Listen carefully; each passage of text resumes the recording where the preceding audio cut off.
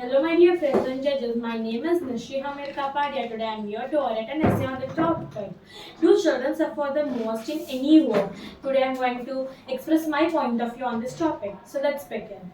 While it is undeniable that children bear a significant brunt of devastating impacts of war, I believe that asserting they suffer the most may oversimplify the multifaceted nature of human suffering in conflict zones.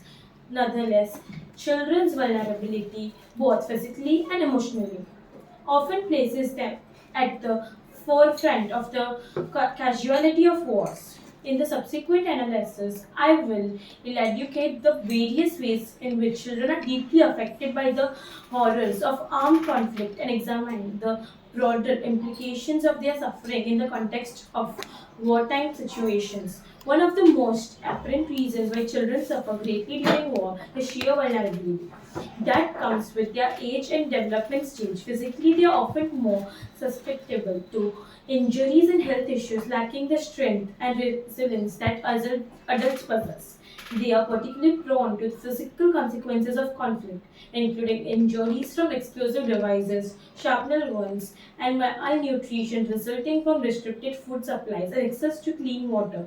Moreover, their developing immune systems render them more susceptible to diseases and infections, often by the breakdown of healthcare systems in war-torn regions.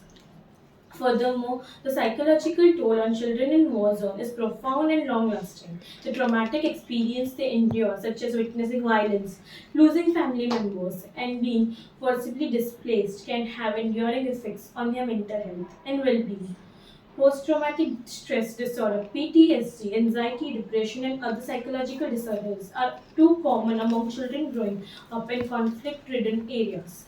These psychological scars not only affect their childhood but also they shape their future lives, often leading to disrupted education, limited opportunities, and perpetuation of cycles of violence and instability. The impact of war on children is not limited to direct physical and psychological harm.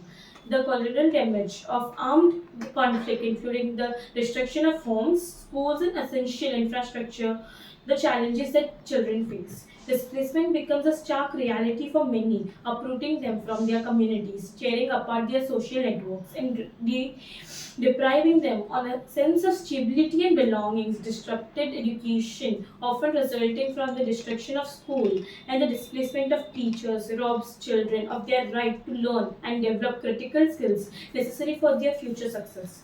This loss of educational opportunities not only affect their present well-being but also long-term consequences for their ability to contribute positively to society. Moreover, children often find themselves involuntarily involved in armed conflicts, either as child soldiers or as forced laborers employed by armed groups. They are concerned into carrying out tasks beyond their physical and emotional capabilities, leaving indelible scars on their identities and prospects for a normal life. The indoctrination and manipulation they undergo, coupled with the violence they are compelled to portray, fundamentally disrupt their moral and ethical development, shaping their perceptions of world and their roles within it. However, while acknowledging the significant suffering of children, it is important to recognize that other segments of the population are also deeply impacted by war.